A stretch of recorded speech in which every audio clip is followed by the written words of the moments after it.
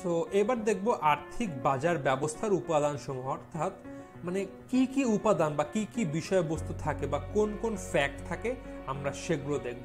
এখানে সব মিলায় 1, 2, 3, 4, 5, 6, 7, 8, 9, 10 আমি মোট 10টি বিষয়ের কথা বলেছি, কিন্তু আসলে আরও অনেক উপাদান থাকে একটি আর্থিক বাজারে। তবে সবচেয়ে যে ইম্পর্টেন্ট উপাদান বা ফ্যাক্টগুলো আছে সেগুলো নিয়ে আমরা আলোচনা করবো, কজ এখান থেকে ছোটোখাটো এমসিকিউ আসে।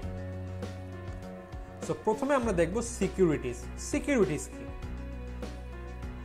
সিকিউরিটিজ হলো সে সকল হাতিয়ার যার মাধ্যমে একটি পক্ষ অর্থ সংগ্রহ করে এবং অন্য পক্ষ সেখানে বিনিয়োগ করে।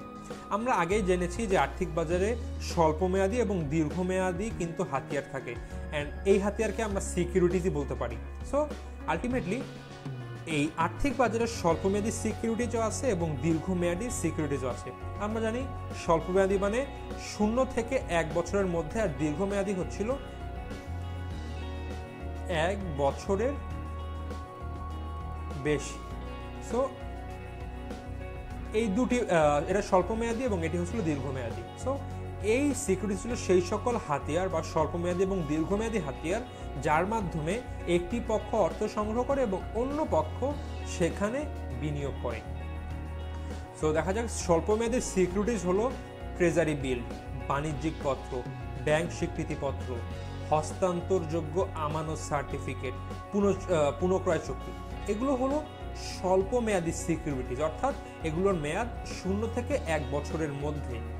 আর দীর্ঘমেয়াদী সিকিউরিটিজ হলো শেয়ার, বন্ড, ডিবেঞ্চার ইত্যাদি। এগুলো হচ্ছিল দীর্ঘমেয়াদী সিকিউরিটিজ, কারণ এগুলোর মেয়াদ 1 বছরের বেশি। সো আমরা বুঝতে পারলাম সিকিউরিটিজ কি। সো সিকিউরিটিজ হলো সেই সকল হাতিয়ার যার মাধ্যমে দুটি পক্ষ তাদের মধ্যে আর্থিক লেনদেন করে থাকে, অর্থাৎ একটি পক্ষ সারপ্লাস ইউনিট যার কাছে অতিরিক্ত বা উদ্বৃত্ত অর্থ থাকে, সেই অর্থটি তারা যে ঘাটতি ইউনিট বা ডেফিসিট ইউনিট আছে ওদেরকে ধার হিসাবে দেয়। সো সিকিউরিটিজ কি আমরা বুঝতে পারলাম। এবার সিকিউরিটিজ ইস্যুয়ার। সো স্বাভাবিকভাবে যে সকল ব্যক্তি বা প্রতিষ্ঠান সিকিউরিটিজ ইস্যু করে তাদেরকে সিকিউরিটিজ ইস্যুয়ার বলা হয়। আমরা জেনে গিয়েছি সিকিউরিটিজ কি, আর ইস্যুয়ার জিনিসটা কি। যে পক্ষ কোনো কিছু ইস্যু করে তাকেই কিন্তু ইস্যুয়ার বলা হয়। সো যারা আলটিমেটলি সিকিউরিটিজ ইস্যু করে তাদেরকে সিকিউরিটিজ ইস্যুয়ার বলা হয়। সংখ্যায় বলা আছে যে সকল ব্যক্তি বা প্রতিষ্ঠান সিকিউরিটিজ ইস্যু করে তাদেরকে সিকিউরিটিজ ইস্যুয়ার বলা হয়। সাধারণত প্রতিষ্ঠানসমূহে সিকিউরিটিজ ইস্যু করে থাকে, যে মনে করো বেক্সিমকো লিমিটেড, তাদের টাকার প্রয়োজন, তারা বাজারে শেয়ার বিক্রি করলো। সো এই যে সিকিউরিটিজ ইস্যু করলো, তাহলে কিন্তু এখানে বেক্সিমকো লিমিটেড একটি সিকিউরিটিজ ইস্যুয়ার হিসাবে কাজ করবে। প্রাণ আরএফএল লিমিটেড, তাদের টাকার প্রয়োজন, তারা বাজারে বন্ড বিক্রি করলো, তারা কিন্তু সিকিউরিটিজ ইস্যুয়ার। সরকারের টাকা প্রয়োজন, তারা ট্রেজারি বিল বা ট্রেজারি বন্ড ছাড়লো বাজারে, তারাও কিন্তু সিকিউরিটিজ ইস্যুয়ার। সো যেই পক্ষ আলটিমেটলি এই সিকিউরিটি ইস্যু করবে তারাই হচ্ছিল সিকিউরিটিজ ইস্যুয়ার। এরা হলো আর্থিক বাজারের ঘাটতি ইউনিট বা ডেফিসিট ইউনিট, অর্থাৎ এইসব পক্ষের অর্থের ঘাটতি রয়েছে, তারা সিকিউরিটিজ ইস্যু করে সে সকল ঘাটতি একক বা ঘাটতি অর্থ পূরণের চেষ্টা করে থাকে। সো সিকিউরিটিজ ইস্যুয়ার কারা আমরা বুঝতে পারলাম। এরপর আসছে বিনিয়োগকারী। ভাই সিকিউরিটিজ তো ইস্যুয়ার করলে একটি পক্ষ, টাকা দিবে কারা? যারা সেই সিকিউরিটিজের টাকা দিয়ে কিনছে সিকিউরিটিজগুলো, তারাই কিন্তু বিনিয়োগকারী। সো এ পক্ষ সিকিউরিটিজ অর্থ বিনিয়োগ করে, অর্থাৎ সিকিউরিটিজ ইস্যুয়ার কিন্তু সিকিউরিটি ইস্যু করলো, অ্যান্ড সেই সিকিউরিটিজগুলো তো কাউকে না কাউকে কিনতে হবে। যারাই সেখানে কিনছে অর্থাৎ অর্থ বিনিয়োগ করছে, তারাই কিন্তু আলটিমেটলি বিনিয়োগকারী। এ পক্ষ হলো আর্থিক বাজারের উদ্ধৃত একক, অর্থাৎ এদের কাছে উদ্ধৃত অর্থ থাকে বা এদের অর্থ থাকে, তারাই কিন্তু সেই অর্থ এখানে সিকিউরিটিজে বিনিয়োগ করে থাকে। এদেরকে বলা হয় সারপ্লাস ইউনিট। সো বিনিয়োগকারীকে বা কারা বুঝতে পারলাম। এগুলো কিন্তু মোটামুটি আমরা জানতাম, বাট এবার একটু ইম্পর্টেন্ট টপিকগুলো আসছে, এইসব জায়গা থেকে প্রশ্ন মোটামুটি একটু বেশি আসছে। মার্চেন্ট ব্যাংক, এই সকল প্রতিষ্ঠান কোনো কোম্পানির শেয়ার ইস্যু ও বিক্রয়ের ক্ষেত্রে দায়িত্ব পালন করে থাকে। আসলে এখানে শেয়ার না বলে যদি সিকিউরিটিজ বলি,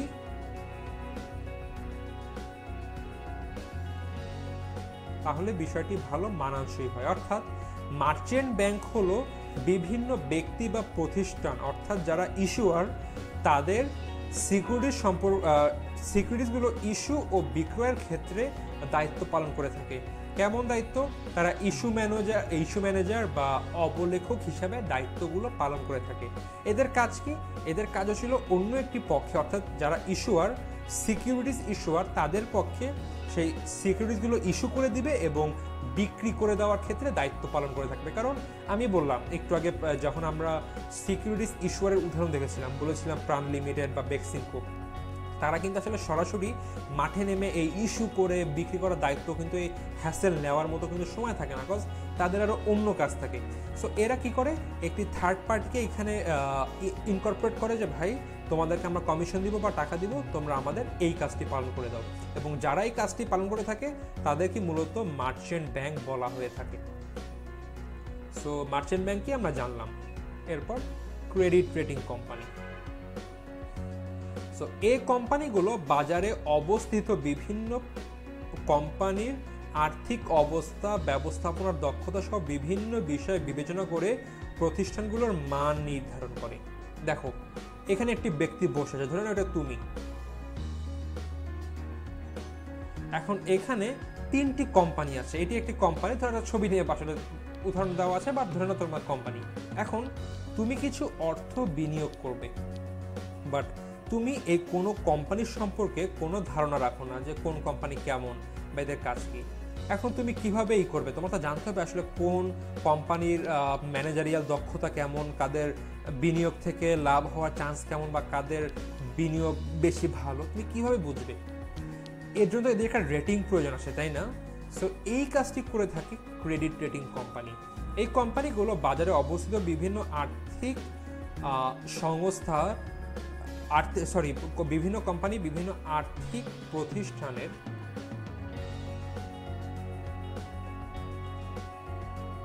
যারা মূলত সিকিউরিটি ইস্যু করে আর্থিক প্রতিষ্ঠানের অবস্থা, ব্যবস্থাপনা দক্ষতা সহ বিভিন্ন বিষয় বিবেচনা করে প্রতিষ্ঠানের মান নির্ধারণ করে। অবশ্যই এখানে আরও অনেক ফ্যাক্টর থাকে, তাদের অবস্থা, ব্যবস্থাপনা দক্ষতা, তাদের মূলধনের পরিমাণ, তারপর তাদের ম্যানেজারিয়াল টিম কেমন, তাদের বিনিয়োগের লাভজনকতা কেমন, সব কিছু দেখে শুনে তারা বিবেচনা করে প্রতিষ্ঠানগুলোর মান নির্ধারণ করে। এখানে মূলত বিভিন্ন মান দেয়, তারা AAA, তারপরে AA, BBB, তারপরে BB সহ এরকম আরও কতগুলো রেটিং আছে তারা দিয়ে থাকে। এইসব রেটিং দেখে বুঝতে হয় যাদের মান AAA তারা খুব ভালো, যারা AA এর থেকে খারাপ, এবং করতে করতে বিভিন্ন লেয়ারের তারা মান দিয়ে থাকে।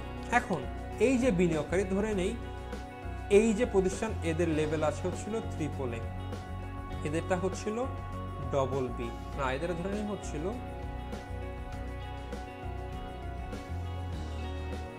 A, এর BB।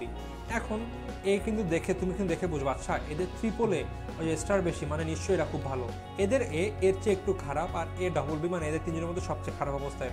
তো স্বাভাবিকভাবে তুমি কিন্তু সবচেয়ে যে সেরা প্রকল্পটি আছে, অর্থাৎ সেরা সিকিউরিটিস ইস্যুয়ার, তাদের কাছেই কিন্তু তুমি আলটিমেটলি তোমার অর্থটি তুমি বিনিয়োগ করবা।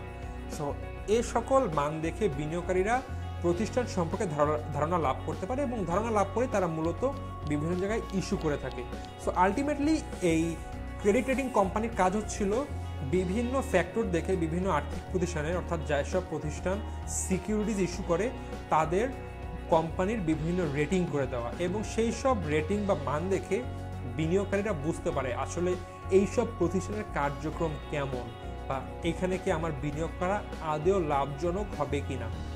সো বিনিয়োগকারীদের ধারণা লাভের ক্ষেত্রে ক্রেডিট রেটিং কোম্পানি খুবই খুবই গুরুত্বপূর্ণ কাজ পালন করে থাকে। এখন আমাদের দেশে কিন্তু বিভিন্ন রকমের ক্রেডিট রেটিং কোম্পানি রয়েছে। এর মধ্যে উল্লেখযোগ্য হলো ক্র্যাব, এটি হলো credit rating agency of Bangladesh, crab. তারপরে ক্রিসেল, CRISL, credit rating information and service limited. So বাংলাদেশে এই দুটি উল্লেখযোগ্য ক্রেডিট রেটিং কোম্পানি আছে, তবুও তোমরা অবশ্যই সার্চ দিবে নেটে যে বাংলাদেশে ক্রেডিট রেটিং কোম্পানি কী কী আছে, কারণ মাঝে মধ্যে বোর্ডে প্রশ্ন, অ্যাডমিশন পরীক্ষায় প্রশ্ন কিন্তু আসতে পারে যে ক্র্যাবের ফুল ফর্ম কী, credit rating agency of Bangladesh, বা ক্রিসেলের ফুল ফর্ম কী, credit rating information and service limited. তারপর বলতে পারে ক্র্যাব কোন ধরনের প্রতিষ্ঠান, এই সব প্রশ্ন কিন্তু মাঝে মধ্যে দুই একটা আসতে পারে। তোমাদের যে 12টা এমসিকিউ আসবে বা মানে নেক্সট টাইম সার্কুলার আসলে যতগুলো এমসিকিউ রাখে সেখানে তোমরা একদম সবগুলোই ইজি পাবা তা কিন্তু না, কিছু কিন্তু আউট অফ সিলেবাস বা আউট অফ বুক আনবে, কারণ তুমি বইয়ের বাইরেও কিছু পড়েছো কি না এগুলো তো বিশ্ববিদ্যালয়ের শিক্ষকরা কিন্তু একটু যাচাই করবে, কারণ তারা চাবে শুধুমাত্র যেসব শিক্ষার্থী খালি বই পড়ে তাদের থেকে যারা বইয়ের বাইরেও এক্সট্রা নলেজ নেয় ওদের কিন্তু অবশ্যই প্রায়োরিটি দিবে। সো এইসব বিষয়কে তোমাকে জানতে হবে যেগুলো আমাদের এইচএসসির বইয়ের মধ্যে দেওয়া নেই, তোমাদেরকে একটু সার্চ দিয়ে দেখতে হবে। সো বাংলাদেশে দুটি গুরুত্বপূর্ণ বা নামকরা ক্রেডিট রেটিং কোম্পানি হচ্ছিল ক্র্যাব এবং ক্রিসেল। সো ক্রেডিট রেটিং কোম্পানি কি জানলাম, এরপরে হচ্ছিল স্টক এক্সচেঞ্জ। সো বিভিন্ন প্রতিষ্ঠানের ইস্যুকৃত দীর্ঘমেয়াদী সিকিউরিটিজ যে সুগঠিত নেটওয়ার্কে ক্রয় বিক্রয় করা হয় তাকে স্টক এক্সচেঞ্জ বলেন। সো আলটিমেটলি যে সুগঠিত বাজারে দীর্ঘমেয়াদী সিকিউরিটিজ ক্রয় বিক্রয় করা হয় তাকেই স্টক এক্সচেঞ্জ বলা হয়। মূলত এইসব স্টক এক্সচেঞ্জে শেয়ার, বন্ড বা ডিবেঞ্চার বা ঋণপত্র যেগুলো আছে এইসব বিষয় কিন্তু মানে এই সিকিউরিটিগুলো কিন্তু ক্রয় বিক্রয় করা হয়, কারণ এগুলো হচ্ছিল দীর্ঘমেয়াদী সিকিউরিটিজ, কারণ এসবের মেয়াদ হচ্ছিল 1 বছরের বেশি। কারণ দেখো একটি শেয়ার ইস্যু করার পর থেকে যতদিন না প্রতিষ্ঠান বিলুপ্ত হবে তার আগ পর্যন্ত কিন্তু শেয়ার এটি বাজারে থাকে, এখানে সাধারণ শেয়ার আছে, অগ্রাধিকার শেয়ার আছে। সো স্টক এক্সচেঞ্জ হলো আসলে সেই সুগঠিত বাজার যেখানে দীর্ঘমেয়াদী সিকিউরিটিজ ক্রয় বিক্রয় হয়। আমরা স্টক এক্সচেঞ্জকে জানলাম। এরপর হচ্ছিল Bangladesh securities and exchange commission. আচ্ছা, এটি আমার আবার মার্ক চলে গিয়েছে। Bangladesh securities and exchange commission. বাংলাদেশে স্টক এক্সচেঞ্জের দায়িত্বরত প্রতিষ্ঠানটি হলো বাংলাদেশের সিকিউরিটিজ অ্যান্ড এক্সচেঞ্জ কমিশন। এটি খুব গুরুত্বপূর্ণ একটি জিনিস, কারণ আমাদের জানতে হবে এখানে একটা জিনিস, তোমরা ঢাকা ইউনিভার্সিটির সি ইউনিটে পরীক্ষা দিবা, এখানে তোমাদের একটা জানার বিষয় আছে। বর্তমানে বিএসইসি বা বাংলাদেশ সিকিউরিটিজ অ্যান্ড এক্সচেঞ্জ কমিশনের যে চেয়ারম্যান আছে তিনি হলো শিবলি রুবাইয়াতুল ইসলাম, যিনি কিন্তু ঢাকা ইউনিভার্সিটির যে ব্যবসায় শিক্ষা অনুষদ বা বিজনেস ফ্যাকাল্টি আছে তার কিন্তু ডিন ছিলেন, এবং জাস্ট 2020 সালের মে জুন মাসের দিকে কিন্তু সে আলটিমেটলি বিএসইসির চেয়ারম্যান হিসাবে ঘোষিত হয়, এবং সে আমাদের সি ইউনিটের অর্থাৎ ঢাকা ইউনিভার্সিটির সি ইউনিটের ডিন পদ থেকে মানে সরে গিয়ে সে নিয়ে এখন কিন্তু বিএসইসির চেয়ারম্যান। সো তোমাদের একটু মাথায় রাখতে হবে, এখান থেকে প্রশ্ন দিতেও পারে, কারণ তোমাদের জানতে হবে যে আমাদের ডিন, বিজনেস ফ্যাকাল্টির ডিন কিন্তু একসময় মানে বর্তমানে বিএসইসির চেয়ারম্যান। সো এটি গেল, আমি আবার ব্যাক করি। সো বাংলাদেশ স্টক এক্সচেঞ্জের দায়িত্বরত প্রতিষ্ঠানটি হলো Bangladesh securities and exchange commission বা বিএসইসি। তোমরা অবশ্যই বানানটি দেখো, Bangladesh securities and exchange commission. এটি কিন্তু খুবই গুরুত্বপূর্ণ বানানটি, কারণ অ্যাডমিশন এক্সামে মাঝে মধ্যেই বানান দিয়ে দেয় যে বিএসইসির সঠিক পূর্ণরূপ কি, Bangladesh securities and exchange commission. Bangladesh securities না, সিকিউরিটি অ্যান্ড এক্সচেঞ্জ কমিশন। আবার বাংলাদেশ সিকিউরিটিজ অ্যান্ড এক্সচেঞ্জ কমিশনের বানানে একটা এম কম দিয়ে দিল, COMISSION, বা Bangladesh securities and exchange commissions. এরকম কিন্তু তোমাকে কনফিউজ করবে সেম জিনিস দিয়ে, তোমাকে বানান জাস্ট একটু চেঞ্জ করে কিন্তু তোমাকে এখানে পেঁচাবে যে তুমি বলো, তুমি কিন্তু কনফিউজড হয়ে গেলে হবে না। তোমার জানতে হবে বাংলাদেশ সিকিউরিটিজ, এখানে একটা প্লুরাল ফর্ম আছে, অ্যান্ড এক্সচেঞ্জ কমিশন বানানটি অবশ্যই তোমাকে আয়ত্ত করতে হবে, কারণ এখান থেকে তোমার প্রশ্ন মাঝে মধ্যেই আসে। আমরা জানলাম Bangladesh securities and exchange commission কি। এরপরে হচ্ছিল স্টক ব্রোকার। আচ্ছা, একটি জিনিস, যদি বাংলাদেশে কোনো প্রতিষ্ঠান, আর্থিক প্রতিষ্ঠান এই তার বাজারে শেয়ার ইস্যু করতে যায়, সেই ক্ষেত্রে কিন্তু তাদেরকে অবশ্যই বাংলাদেশ সিকিউরিটিজ অ্যান্ড এক্সচেঞ্জ কমিশনের কাছ থেকে দায়িত্ব নিতে হয়, এই পারমিশন নিতে হয়। যদি তারা পারমিশন না নেয়, বিএসইসির কাছ থেকে পারমিশন না নিয়ে কিন্তু কোনো প্রতিষ্ঠান বাংলাদেশে শেয়ার ইস্যু বা বিক্রি করতে পারবে না। এরপর stock broker. So stock broker কারা? স্টক ব্রোকার হলো যে সমস্ত প্রতিষ্ঠান বিনিয়োগকারীদের পক্ষে সিকিউরিটিজ ক্রয় বিক্রয় করে, তাদেরকে স্টক ব্রোকার বলে। অর্থাৎ তুমি বিনিয়োগকারী, তুমি টাকা দিয়ে শেয়ার ক্রয় বিক্রয় করবা। এখন সবসময় কি সব মানুষ শেয়ার মার্কেটে সবকিছু বুঝবে? না। এর জন্য একটি পক্ষ থাকে যাদেরকে বলা হয় স্টক ব্রোকার। তারা হচ্ছিল বিনিয়োগকারীদের পক্ষে আসলে সিকিউরিটিজ ক্রয় বিক্রয় করে। আমাদের দেশে বিভিন্ন সেকেন্ডারি মার্কেট আছে। সেকেন্ডারি মার্কেট কি তোমরা একটু পরে জানবে। সো সেকেন্ডারি মার্কেটে অনেক বিনিয়োগকারী গিয়ে বসে থাকে, সামনে একটি ব্যক্তি কম্পিউটার নিয়ে বসে থাকে, হয়তোবা তার নাম যেটা, সে এখন বিনিয়োগকারীরা বলে ভাই আমার এই কোম্পানির শেয়ার বিক্রি করে দেন, তখন কিন্তু সে সাথে সাথে কম্পিউটারের ইনপুট দিয়ে বিক্রি করে দেয়। আরেকজন ব্যক্তি বলে ভাই আমার ওই কোম্পানির শেয়ার কিনবো, তাদের কিনে ফেলেন, সেই ব্যক্তি কিন্তু কিনে ফেলে। এখন এই ব্যক্তির লাভ কি এই কাজটি করার? এই কাজের বিনিময়ে তারা কমিশন পেয়ে থাকে। অর্থাৎ কমিশনের জন্য এই স্টক ব্রোকাররা বিনিয়োগকারীদের পক্ষে শেয়ার ক্রয় বা সিকিউরিটিজ আলটিমেটলি ক্রয় বিক্রয় করে থাকে।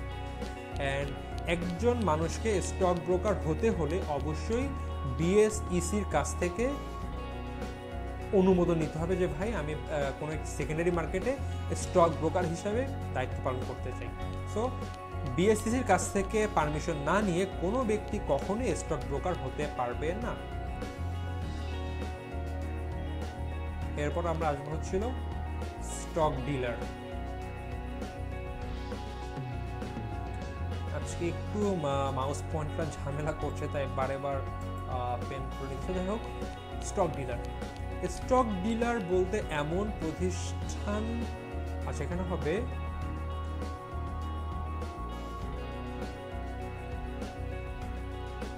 কে বোঝায় যারা, আচ্ছা এখানে একটু ভুল এসেছে, আমি ঠিক করে দিচ্ছি। সো ঠিক হয়ে গিয়েছে, একটু সরি ভুল ছিল এখানে বানান। সো স্টক ডিলার বলতে এমন প্রতিষ্ঠানকে বোঝায় যারা নিজের জন্য সিকিউরিটি, যাহারা আবার একটু বলেছি, সরি আবার একটু আমি ঠিক করে দিচ্ছি, একটা মিনিট। সো স্টক ডিলার বলতে এমন প্রতিষ্ঠানকে বোঝায় যারা নিজের জন্য সিকিউরিটিজ ক্রয় বিক্রয় করে থাকে। আচ্ছা, সো আমরা একটু আগে দেখলাম স্টক ডিলার, এখন স্টক ব্রোকার, আমরা এখন দেখছি স্টক ডিলার। সো এরা করে কি, যখন কোনো প্রতিষ্ঠান বাজারে সিকিউরিটিজ মানে ইস্যু করার কথা চিন্তা করে, তখন করে কি এইসব প্রতিষ্ঠান সকল সিকিউরিটিজ ক্রয় করে নেয়। হয়তোবা একটি প্রতিষ্ঠান সিকিউরিটি হয়তোবা 1 লক্ষ শেয়ার বিক্রি করবে 5 টাকা করে, 1 লক্ষ পিস, এরা করে কি 5 টাকা দিয়ে সব কিনে নেয়। দেন এরা হয়তোবা এই নিজেদের কাছে রেখে দেয়, বা এগুলো এরা বাজারে হয়তোবা 5.25 টাকায় বিক্রি করে, এই 25% হিসেবে তারা লাভ রাখে, বা নিজেদের কাছে রেখে এই পজিশনে লাভ হলে সব নিজেরা ভোগ করে। এরা আসলে আলটিমেটলি স্টক ডিলার, যারা নিজেদের জন্য সিকিউরিটিজ ক্রয় বিক্রয় করে। অর্থাৎ প্রথমে প্রতিষ্ঠানের কাছ থেকে সকল সিকিউরিটিজ ক্রয় করে নেয়, সেগুলো তারা পরে হয়তোবা অধিক দামে বাজারে বিক্রি করে থাকে। আর্থিক বাজারের এ পক্ষকে মার্কেট মেকারও বলা হয়ে থাকে। পরীক্ষায় প্রশ্ন আসে, আর্থিক বাজারের কোন পক্ষকে মার্কেট মেকার বলা হয়? অ্যান্সার হবে স্টক ডিলার। স্টক ব্রোকার না, কিন্তু স্টক ব্রোকার কিন্তু একটি বিনিয়োগকারীর পক্ষে জাস্ট ক্রয় বিক্রয় করে থাকে। একজন বললো ভাই আমি এতগুলো কিনবো, তার পক্ষে এতগুলো শেয়ার কিনে দেয়, তাকে কিনে দেয়, মানে তার একজন মানে তার আন্ডারে কাজ করে থাকে, এই অবস্থা অনেকটা এরকম বলা যায়। আর স্টক ডিলার হচ্ছিল কি, তারা নিজেদের জন্য সকল স্টক কিনে নেয়, কিনে হয়তো বা তারা পরে অধিক মূল্যে সেটি বাজারে বিক্রি করে। সো যেহেতু তারা সব কিনে নেয় এবং একটি প্রতিষ্ঠানের সকল সিকিউরিটিজ একবারে বিক্রি হয়ে যায়, অ্যান্ড এটি একটি প্রতিষ্ঠানের জন্য অনেক ভালো যে তাদের সিকিউরিটিজ সব বিক্রি হয়ে গিয়েছে এবং এটি মার্কেটে অনেক একটা ভালো ইফেক্ট ফেলে, এজন্য এদেরকে মার্কেট মেকারও বলা হয়ে থাকে। প্রশ্ন আসতে পারে কাদেরকে মার্কেট মেকার বলা হয়? উত্তর হবে স্টক ডিলারদেরকে। এরপর আছে হচ্ছিল লাস্টে ডিপোজিটারি। সো ডিপোজিটারি কি? ডিপোজিটারি হলো যে প্রতিষ্ঠানটি ইলেকট্রনিক পদ্ধতিতে কেন্দ্রীয়ভাবে সিকিউরিটিজ সংরক্ষণ করে ও স্থানান্তর করে তাদের তাদের ডিপোজিটারি বলে। অর্থাৎ ডিপোজিটারি হলো আলটিমেটলি এই যে সিকিউরিটিসগুলো আছে সেগুলোকে ইলেকট্রনিক পদ্ধতিতে সংরক্ষণ ও স্থানান্তর করা। এই যে মানুষের শেয়ার কিনছে, বন্ড কিনছে, এগুলো কি কাগজে কিনছে? নিশ্চয়ই না। এগুলো অনলাইনে একটি ইলেকট্রনিক পদ্ধতিতে বা ইলেকট্রনিক কাগজের মাধ্যমে হচ্ছে। সো এইসব তো কোথাও রাখতে হয় এই ইলেকট্রনিক কাগজগুলো। সো এইগুলো যে রাখার যে পদ্ধতি, এটাকে বলা হয় ডিপোজিটারি। এবং মানে আলটিমেটলি যারা কাজ করে থাকে এর জন্য এদেরকে ডিপোজিটারি বলে। ডিপোজিটারি আইন 1999 এর আওতায় সেন্ট্রাল ডিপোজিটর বাংলাদেশ লিমিটেড বাংলাদেশের ডিপোজিটারি হিসেবে কাজ করে। অর্থাৎ বাংলাদেশে যারা ডিপোজিটারি কাজ করে সেই প্রতিষ্ঠানটির নাম সেন্ট্রাল ডিপোজিটর বাংলাদেশ লিমিটেড বা CDBL, central depositor Bangladesh limited. এরা বাংলাদেশের ডিপোজিটরি হিসেবে কাজ করে। সো এই ছিল মোটামুটি আমাদের আর্থিক বাজারের উপাদানসমূহ। আমরা এখন এখান থেকে যদি প্রশ্ন আসে ইনশাল্লাহ আমরা কিন্তু সবগুলোই উত্তর করতে পারবো।